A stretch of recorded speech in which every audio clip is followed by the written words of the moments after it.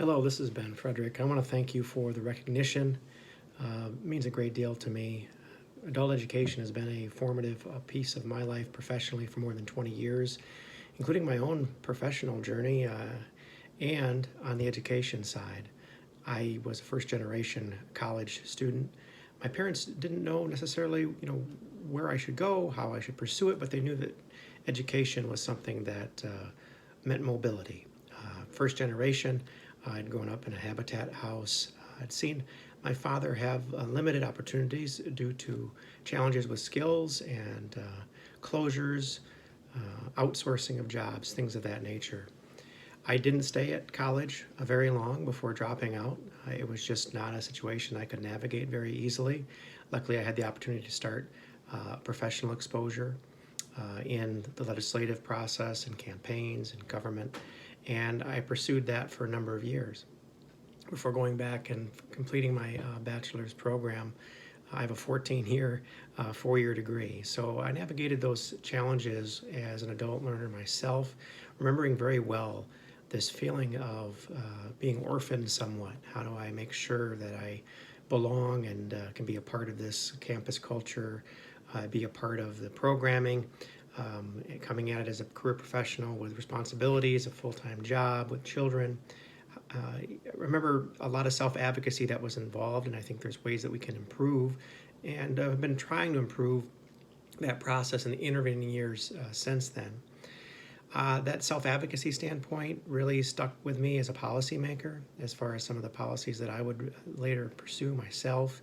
I chaired the Workforce and Talent Development Committee about 6 years ago now, and a big focus there was on skilled trades training, where we elevate the same stature that career pursuit alongside college pursuit, just so that we can speak to adult needs in the entire spectrum, particularly when it comes to employability and employment, and making lifelong learning really a normal process where you continue through your professional life to gain more skills, credentials, refine those skills, and advance within your career pathway.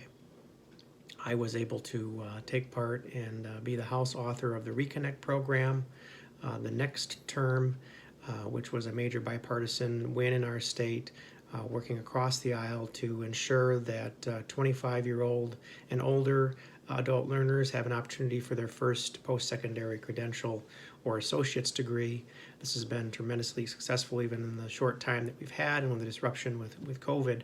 Lots of stories. I've met some reconnectors here in Michigan that thought about going back to school because of this program. And the program really acknowledging those supports that need to be on a community college campus to serve these individual students.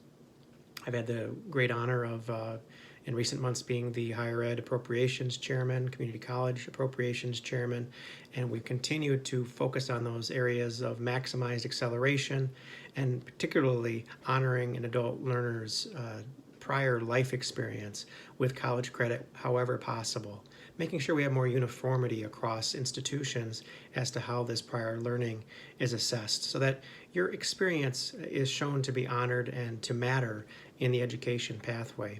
I think this is important in getting at something that I believe very strongly in for a long time. While we talk a lot about structural barriers to education, such as housing and childcare and work schedules, we don't often talk about the behavioral side. What's in a person's mind? Do they feel they belong within the college environment? Do they have imposter syndrome? Do they have limiting beliefs? And that behavioral side can really only be tackled through individualized support, such as student counseling that seeks to get at that.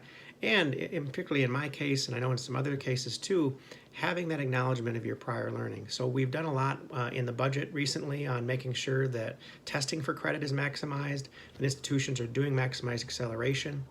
And now we're working on a further rendition of Reconnect, which would ensure even more adults are able to persist and complete in their education, and that we're doing those best practices on the community college campus as far as individualized counseling, the breaking up of degrees into shorter term pathways so that these programs are sticky and achievable. I want to thank you again for this recognition. It's a delight to work and continue working in the area of adult education. This has been Frederick. Again, thank you.